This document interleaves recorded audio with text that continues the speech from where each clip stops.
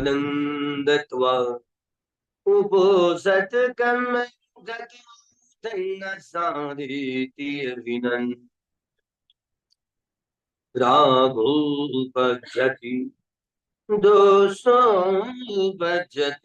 मोहोपजति मानोपजति दिठ्ठियोपजति विचिकित्सापजति अधज्जंगुपजति दोमनसंभजति दानं दद्यां शीलं समाधित्वा सत्कर्मं कृत्वा धम्मसाधयत्यभिन्न ज्ञानं उपादेति विपश्यनं उपादेति मग्गं उपादेति फलं उपादेति अभिन्नं उपादेति समापत्तिं उपादेति। भगवान का सत्थन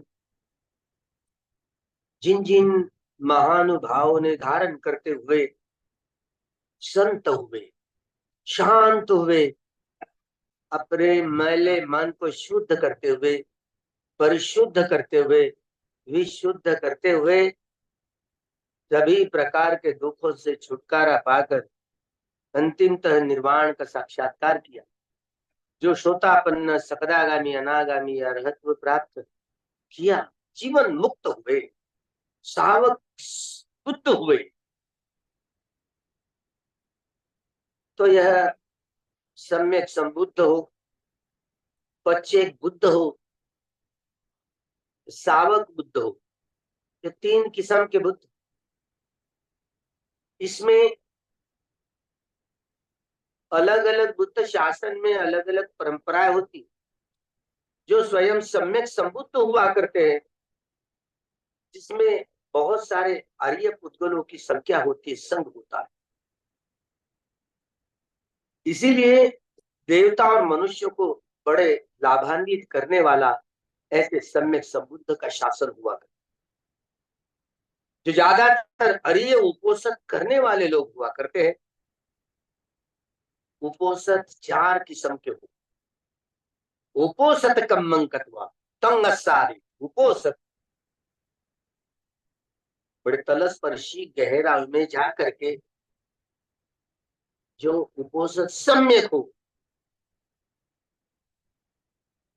जो भिक्षु भिक्षुणी के लिए जैसे 227 नियमों का, भिक्षुणियों को 311 नियमों का, उपासक उपासिकाओं को 8 शीलों का पालन करते हुए, श्रमण श्रमणियों को जो 75 सेठी और 10 नियमों का पालन करते हुए वह पूर्णमासी अमावस्या के वह उपोषित होते हैं। अमावस का दिन यह उपासक उपासिकाओं को छोड़ देते हैं, इसीलिए चतुर्दशी को विशेष रूप से भिक्षु संघ का उपोषित होता है। 15-15 दिन में कहीं संघ के कहीं ऐसे कुछ ऐसी समस्याओं में या कहीं ऐसी विशेष परिस्थिति में जब संघ इकट्ठा होता है, तब भी कहीं पातिमोक्ष होता है। तो सारी शुद्धि परिशुद्धि और विशुद्धि की प्रक्रिया से गुजरते हैं लोग। जब तक कि शील ही शुद्ध नहीं हुआ, शील परिशुद्ध नहीं हुआ, शील विशुद्ध नहीं हुआ, तो तदंग प्रहाण को पहुंच नहीं पाते। तदंग प्रहाण का मतलब होता है यह शरीर और मन, शरीर के और मन के अंग अंग में शील रूपी तरंगों का सुगंध भर दिया जाए। जब शुद्ध शील से परिशुद्ध शील और परिशुद्ध शील से विशुद्ध शील तक पहुंचने की सारी प्रक्रिया जो तदंग प्रहाण कही गई, इसको तदंग प्रहाण, अंग प्रत्यंग में, शरीर के और मन के अंग प्रत्यंग में शील रूपी तरंगों का सुगंध बहरने लगता है, बहराता है। जैसे कोई फूलों का बगीचा हो, जैसे फूलों के द्वारा सजावट भी हो, बहरा रहा है, फूल फल रहे हैं, तो इस तरीके से वह तीनों अंगों, तीनों शुद्धि, परिशुद्धि और विशुद्धि की सारी प्रक्रिया को पूर्ण करते हुए शील समाधि के लिए, समाधि प्रज्ञा के लिए और प्रज्ञा विमुक्ति की ओर ले जाने के लिए उपोषद कर्म हमारा जो नींव, हमारी जो नींव होती है, आधारशिलाएं होती है। जब तक कि ये मनुष्य जाति की, देवता लोगों की मुक्ति पाने के लिए जो आधारशिला कहते हैं वह शील, एक एक शील तीन तीन प्रकार से शुद्ध हो, परिशुद्ध हो, विशुद्ध हो। हमने भी किसी प्राणियों की हत्या करने से बच करके रहना चाहिए। किसी ने किसी को प्रेरणा भी नहीं देनी चाहिए कि यह तू हत्या कर, तो भी वह उसका सिर टूट जाता है। और किसी ने की भी हो प्राणियों की हत्या, तो उसका समर्थन या अनुमोदन करना अपनी हानि करनी है। हमारा अगर ऐसे समर्थन या अनुमोदन दिया तो भी हमारा शील भंग हो जाता है, शुद्ध नहीं हो पाता है। इस तरीके से जो सम्यक समाधि का अभ्यास होता है, तो हमने हमारे त्रिवीर को पुष्ट करने में बड़ा कामयाबी हासिल करता है। जो अनित्य दुख अनंत बोध वाली जो प्रज्ञा प्रहानकारी बनती है, वो प्रहानकारी प्रज्ञा हमारा प्रणीय प्रकार का शील पुष्ट करने में सहायक होता है। इसी तरह सम्यक समाधि हो या प्रज्ञा हो, यह दोनों ऐसे अंग होते हैं जो यह त्रिविध शील को परिशुद्ध करते हुए, शुद्ध करते हुए, परिशुद्ध करते हुए विशुद्ध की प्रक्रिया, विशुद्धि की प्रक्रिया पूर्णत्व में पालक पा जाते हो, तो तदंग प्रहाण को पहुंच पाते हो। सारा शरीर और सारा मन शील के सुगंध के तरंगों से सारा शरीर और सारा मन लहराता है। इसे ही त्रिविध शील परिशुद्ध हुआ, इसे ही जिसका वो तदंग प्रहाण कहा जाता है। अंग प्रत्यंग में, चित्त के शरीर के अंग प्रत्यंग में शील रूपी सुगंधों की तरंगों से सारा शरीर और मन भर, इसे ही तदंग प्रहाण का। उपोषद कम मंकत्वा, ये सारा खेल जीवन मुक्ति की या सारे मार्ग पर पथ पर चलना हो, तो यह उपोषद कर्म भी होता है, वह भी त्रिविध होता है। त्रिविध होता है, गोकुल उपोषद होता है, गोकुल उपोषद होता है, ये हीन प्रकार का उपोषद होता है। जो निर्ग्रंथ उपोषद होता है वो मध्यम प्रकार का होता है।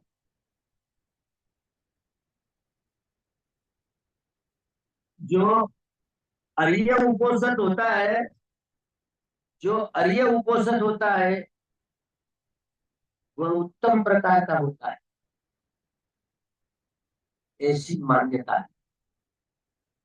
जो छठे संगायन में जब संगायन हुआ, जिसमें बाबा साहब अम्बेडकर जी के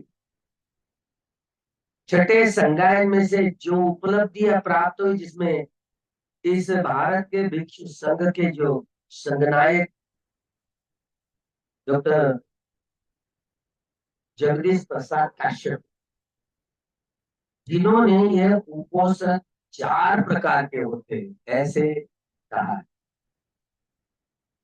आज तक तो हम तीनों प्रकार के उपोषण मानते थे, गोकुल उपोषण, निर्ग्रंथ उपोषण और अर्य उपोषण। अब हमें पता चला कि ये ब्रह्म उपोषण भी हुआ करता है, जिसमें करुणा, मैत्री, मुदिता और उपेक्षा, जो व्यक्ति यह चारों ब्रह्म विहारों में रमण करने वाला, वैसे देखा जाए तो ये चारों ब्रह्म विहार भी शमत भावनाओं के कर्मठानों की प्रक्रिया से जो जो व्यक्ति गुजर थे ऐसे भी हुआ। लेकिन जो ब्रह्म विहारों में रमन करने वाला, जिन्होंने मुक्ति की चारों अवस्थाएं प्राप्त कर ली हो, वह ब्रह्म उपोषण मानने वाले लोग हैं। जो इसी तरह जो मान्यता होती है ये गोकुल उपोषण जैसे मवेशियों को चराने वाले, जो गोरक्षा करने वाले, दिन नहीं आओ। कल परसों इधर आए थे। जिस तरह चिंतन मनन वह करते हैं ना, हाँ हम लोग 8 शीलों का पालन करने का तय कर लिया है। लेकिन वह बार बार जिस चीजों में चिंतन मनन में रमन करते रहता है, ध्यान नहीं करता मैं या सही में शीलों का पालन कर रहा हूँ या नहीं, इसका होश नहीं होता। मैं सही मायने में समाधि का अभ्यास कर रहा हूँ या नहीं, इसका होश नहीं होता। सही में मैं अनित्य बोध पुष्ट करने में लगा हुआ हूँ या नहीं, दुख बोध में पुष्ट करने में मैं लगा हुआ या नहीं, अनंत बोध पुष्ट करने में मैं लगा हुआ या नहीं, इसका होश नहीं है।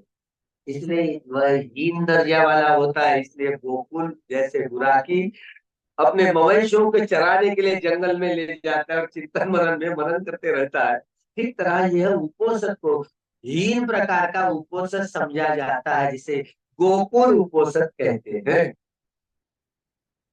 लाभ तो होता है। पूर्णमासी उपासक उपासिकाएं पूर्णमासी हो, अमावस करी हो, या उसके बाद का 8वां दिन जो दोनों अष्टमियों के दिन आते हैं, तो इस तरह महीने में ये 4 दिन पूर्णमासी, अष्टमी, अमावस और अष्टमी, ये 4 उपोषण के दिन उपासक और उपासिकाओं के हुआ करते हैं। तो इस तरह जो इन तरीके से पालन हुआ है, तो ये गोकुल उपोषण होता है, जिसमें शील भी हमारा ठीक ढंग से पुष्ट नहीं हो पाता, जिसमें समाधि नहीं हमारी पूरे ढंग से योग्य ढंग से सम्यक रूप से कुपोषण पालन नहीं हो पाता, और शुद्ध रूप से सम्यक रूप से प्रज्ञा धारण करते हुए उपोषण का पालन नहीं करना, इसलिए वो हीन उपोषण कहा गया है, मुदु उपोषण कहा गया है। दूसरा उपोषण निर्ग्रंथ अनेकों अपनी काया क्लेश द्वारा, चित्त का क्लेश द्वारा, ऐसे बहुत सारे, नहीं आज पानी भी नहीं पीऊंगा, बिल्कुल पानी भी नहीं, थूका भी मैं निगल लूंगा, बिल्कुल नहीं, इस तरीके से ये इसको निरंतर कुछ भी नहीं खाने का, मतलब काया क्लेश वाला जो उपस्थित होता है वो अति होता है, अंत है वो।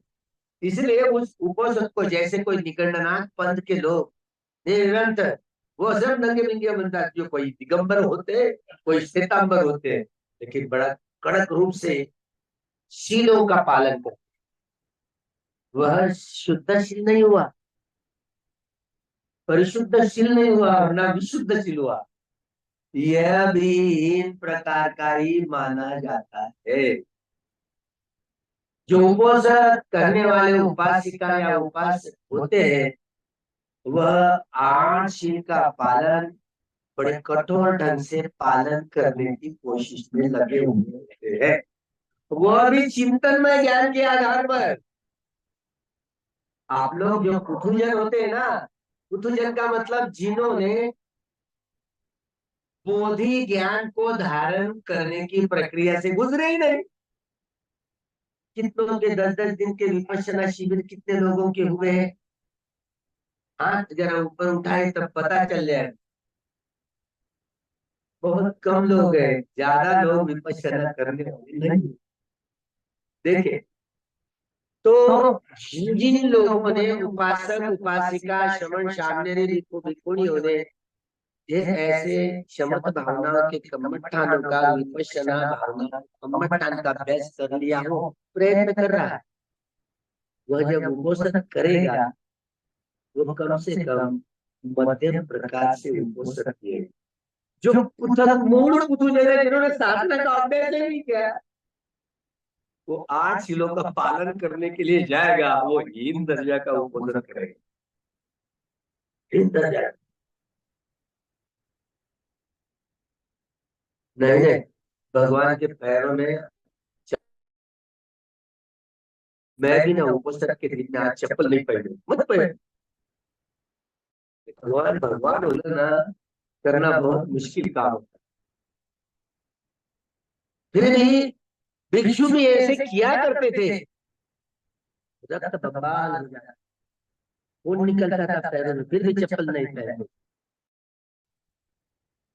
बाद में कानून आया, नियम आया, भगवान ने कहा चलते चलते जिनके पैरों में खून बह रहा है, छाले आए हुए हो, ऐसे एक तल वाली चप्पल पहनने की अनुमति भगवान ने दी, ताकि वे भी मध्यम या उत्तम दर्जा का उपोषण पालन कर सके। पूर्णमासी या अमावस्या दिन जो उत्तम प्रकार के, प्रणीत प्रकार के उपोषण होते हैं, वह ब्रह्म उपोषण और अर्य उपोषण कहे जाते। विशाखा भगवान बुद्ध की महा उपासना, तो वह इस तरीके से अर्य उपोषण का पालन किया करते। आप लोग मध्यम, ज्यादातर हीन दर्जा वाला उपोषण का पालन करते हो। जो अभ्यास कर रहे हैं, विपश्यना का, साधना का अभ्यास कर रहे, वो मध्यम मध्यम दर्जा का उपोषण करते, गोकुल या मध्यम दर्जा का उपोषण करते, करने की कोशिश में लगे हुए, जिन्होंने आर्य सत्य का साक्षात्कार किया हो अपने मन को, अपनी जड़ से बदल लिया। जो व्यक्ति, चाहे वो गृही हो या गृह त्यागी हो, जिन्होंने आर्य सत्य का साक्षात्कार करते हुए पद प्राप्त किया हुआ व्यक्ति, तो कम से कम मार्गस्थ या पदस्थ हुआ हो, उसने अपने मन के स्वभाव को बदल दिया है। वह व्यक्ति अपने काया वाचा मन के द्वारा दूषित कर्म कर ही नहीं सकता। उस व्यक्ति को पाप कर्म छू ही नहीं सकते, वह पुण्य कर्म का भागीदार होता है। और आप लोग जैसे मन में आया नमो तस्,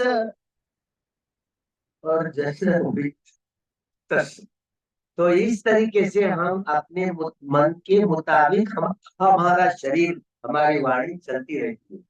लेकिन जिन्होंने आर्य सत्य का साक्षात्कार किया, वो बदल गया, रिवोल्यूशन।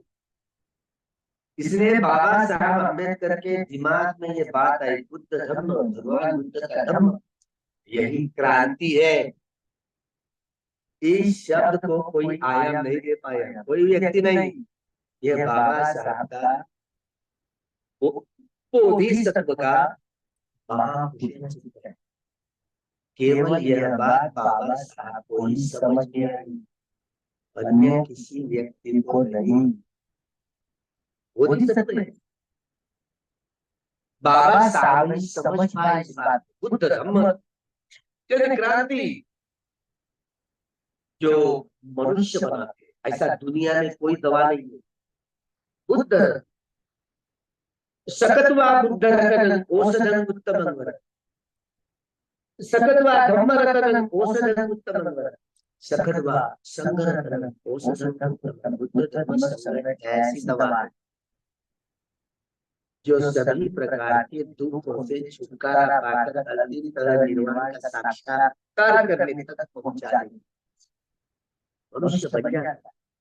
ऐसी व्यक्ति अपनी भी हानि ना हो, औरों की भी हानि ना हो, ऐसे कर्म करता है।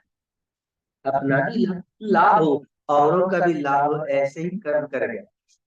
दूषित कर्म वह व्यक्ति कर ही नहीं पाता, मनुष्य बन गया। हम लोग मानव प्राणी के रूप में जरूर जन्म लिए, लेकिन एक मनुष्य दूसरे मनुष्य के साथ में मनुष्य का कोई शोभा देगा ऐसे व्यवहार नहीं कर पाता।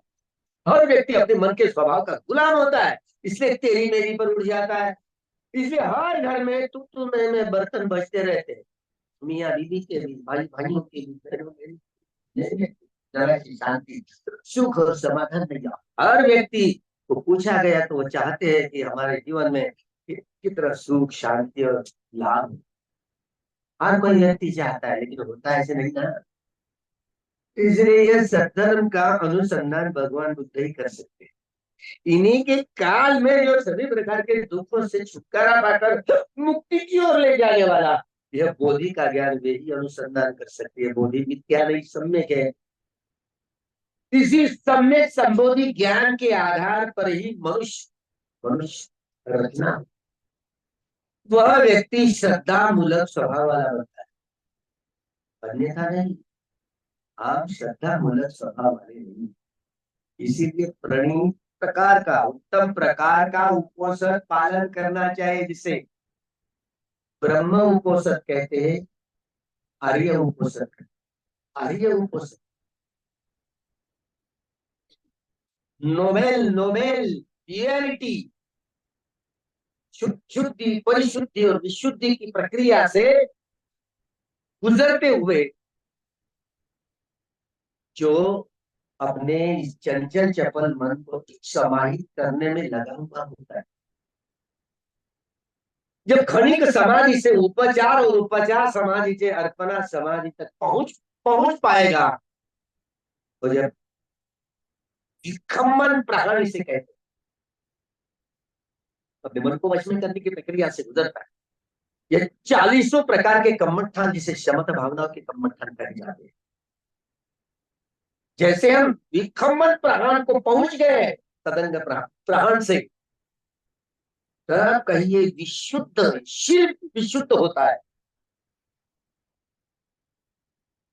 इतना ही नहीं, प्रज्ञा पुष्ट करते करते करते जो अनित्य लक्षण, दुख लक्षण और अनंत लक्षण की परिपूर्णता छा जाती है, तब कहीं ये शील विशुद्ध होता है। इसी तरह वह आर्य उपोषण कहलाया जाता है, ब्रह्म उपोषण कहलाया जाता है।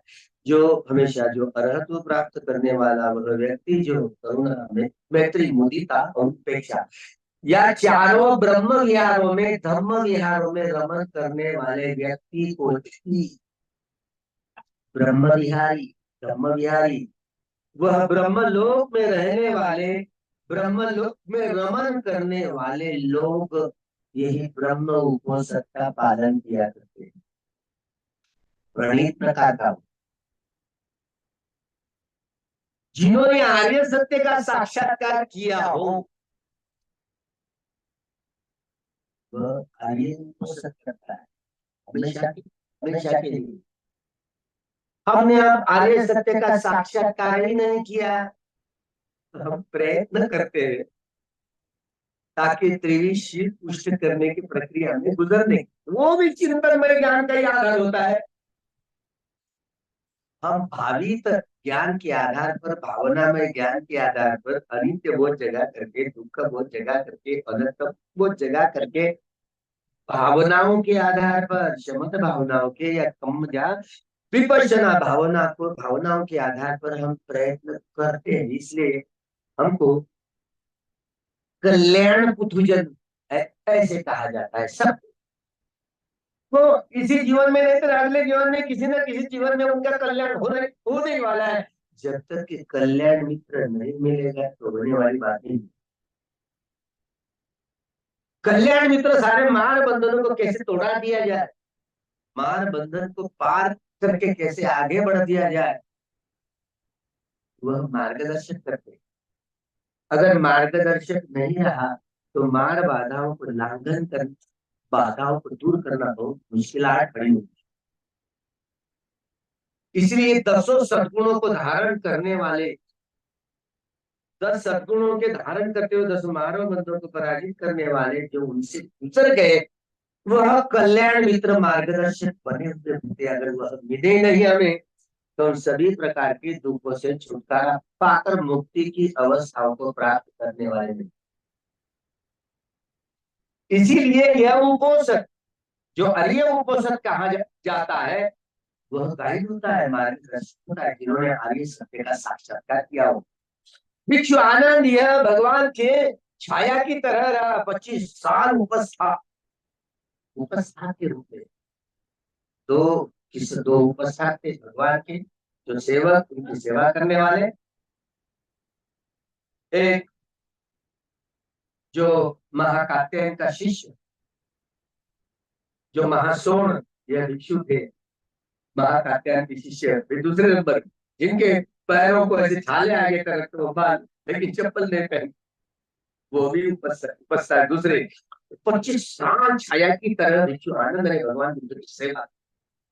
25 साल, 46 वर्षावास में भगवान बुद्ध ने जो जो उपदेश, 82,000 धम्म स्कंद का और 2,000 उपदेश बहनों के उपदेश, जो 84,000 धम्म स्कंद मौखिक मौखिक थे भिक्षु आनंद द्वारा, और अनेकों लोग भिक्षु आनंद के संपर्क में आए और अनेकों लोग मुक्त भी हुए।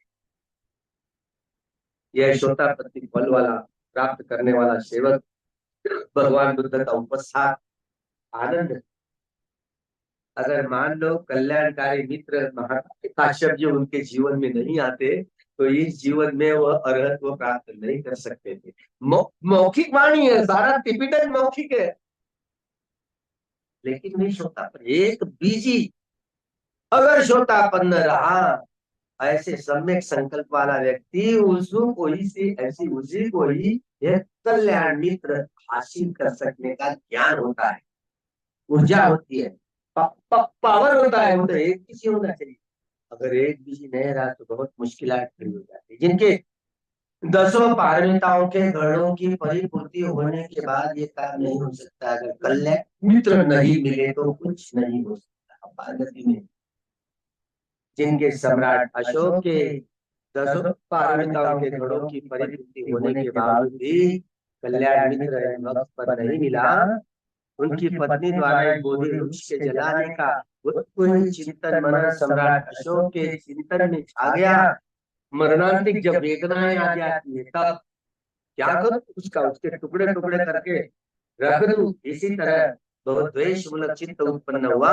ऐसे में बगल में बैठा हुआ एक हकीम, वो एक आंवला निकाल करके शांत करने के लिए सम्राट अशोक को, लीजिए ये आंवला लीजिए। इतना खूंखार तेज एकदम प्रतिक्रिया करता है सम्राट अशोक, अभी तो मरने के कगार पर है। क्या करूं, जम्बूद्वीप का मैं अधिपति था, जम्बूद्वीप का मैं अधिपति था, आंवले का बन गया आंवला। इतना द्वेष जिसकी वजह से मरणांतिक जो वेदना आई, इसी तरह मृत्यु के बाद उन्होंने सर्प योनि में जन्म लिया। सर्प योनि, ध्यान में रखिएगा, मैं नहीं कह रहा हूँ, ये उनका ही पुत्र जो महामहेंद्र, जो अर्हत्व प्राप्त करके 6 प्रकार की अभिज्ञाओं को प्राप्त किया, वो उपोषक भिक्षु संघ का उपोषक भी ऐसे ही आयाम में आ गया।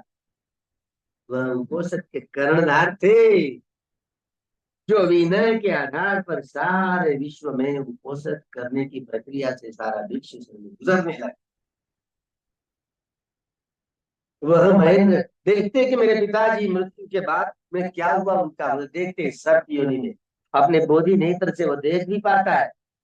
मेरे पिताजी का ये हाल हुआ, उनके लिए सत्य क्रिया करते। तो मान ले मुझे अगर संघ को मेरे पिताजी ने दान नहीं दिया होता, अगर मुझे अर्हत्व प्राप्त करने को कहा मिलता, 6 प्रकार की अभिज्ञाओं को कैसे प्राप्त कर सकता था।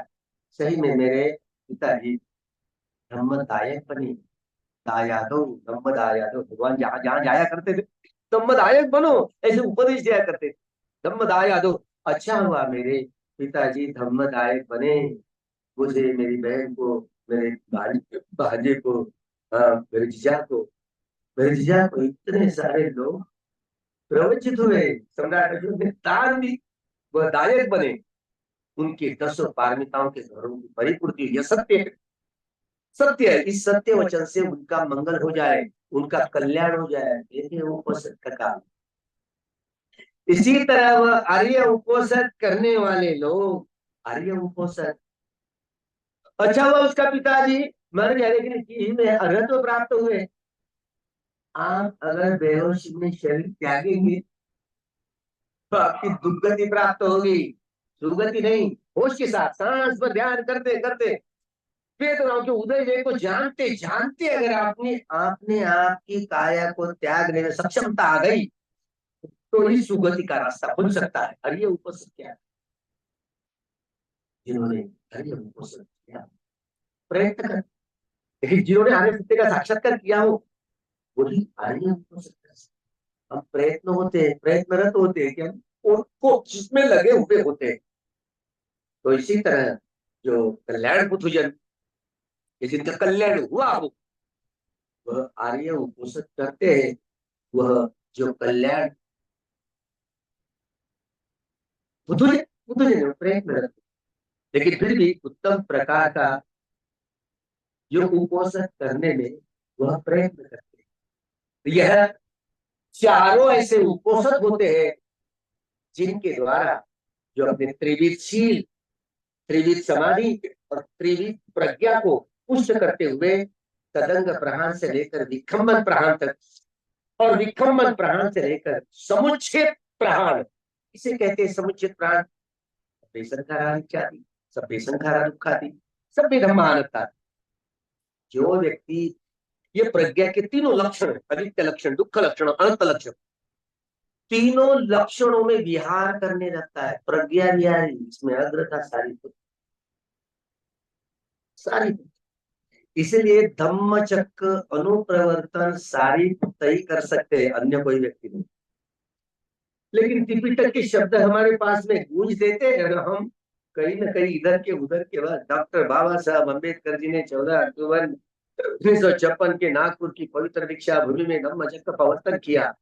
चंद्रपुर की दीक्षा भूमि में धम्मचक्र अनुप्रवर्तन किया। न जाने क्या क्या शब्दों का इस्तेमाल करते हैं। क्या धारणा है हमारी, जब तक इसी धारणा सम्य, ऐसी सम्यक धारणाओं में रमन करने वाला, तो वो एक ही अग्र है, वो सारीपुत्र भगवान का अग्र शिष्य। दोनों एक, सारीपुत्र दूसरा हूँ। जैसे कहना है वैसे ही कह, उसमें भगवान का कोई फर्क नहीं है। जो विशेष रूप से अनित्य लक्षण, दुख लक्षण और अनंत लक्षण में निरंतरता छा जाती, असिते पीते खाइते जाइते सब जाता है। इसमें अपने प्रज्ञा के तीनों लक्षणों में परिपूर्ण रूप से, परिशुद्ध रूप से रमन करने वाला वह व्यक्ति वही प्रज्ञा विहारी कहते हैं, जो समुचित प्राण, इसे ही समुचित प्राण की प्रक्रिया है। इसी तरह व्यक्ति जब समुचित प्राण को प्राप्त होता है, तो सारे मार बंधन को तोड़ते हुए सभी प्रकार के दुखों से छुटकारा पाकर मुक्ति की चारों अवस्थाएं प्राप्त, बल प्राप्त करता है। दानं गत्वा उपोषितं कृत्वा तंगसारेति अभिनन्दति ध्यानं उत्पादेति विमर्शनं उत्पादेति मंत्रं उत्पादेति फलं उत्पादेति समापत्तिं उत्पादेति अभिनन्दति।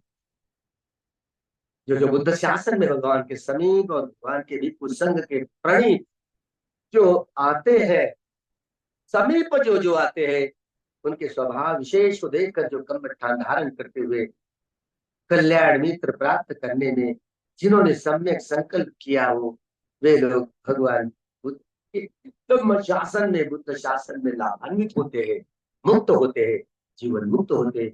आपको भी बिल्कुल संघ को आमंत्रित करते हुए संघ द्वारा कुछ धन की चंद बातों को सुना, भोजन दान दे करके जो भी दान आदि कर्म किए, वह पुण्य कर्म से आपको भी कम से कम सुगंध के दरवाजे खुले, जैसे मनुष्य या देवता लोगों में वह प्रसन्नति प्राप्त हो। यह वो सत्कर्म के आधार पर अब खूब मंगल हो।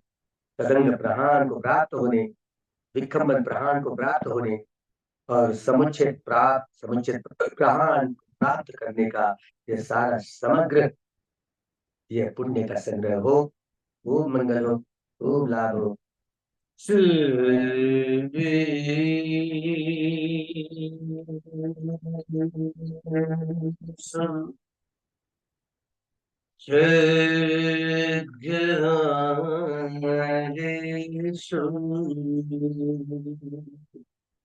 यज्ञ देवां च ब्रह्म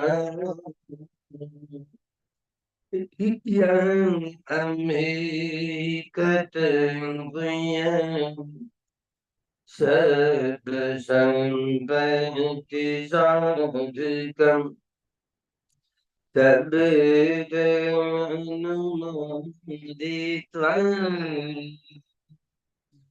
समुद्गासासने रता प्रमाद रहित अर्थांश विशेषत उद्धिय भागमिदं चयसंदधर्मकरितं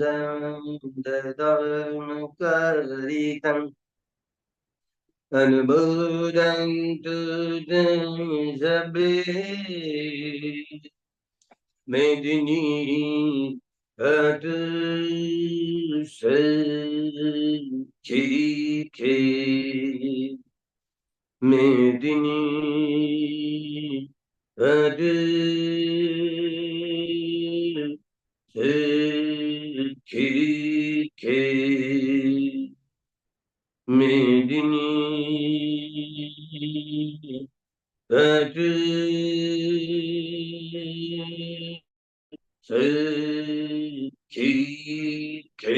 नतिमें शरणं बुद्ध में शरणं वै धम्म में शरणं वै संघं में शरणं वै तेन सच्चित् भवतु ते जयमङ्गलम् भवतु सर्वमङ्गलम् भवतु सर्वमङ्गलम् भवतु सर्वमङ्गलम्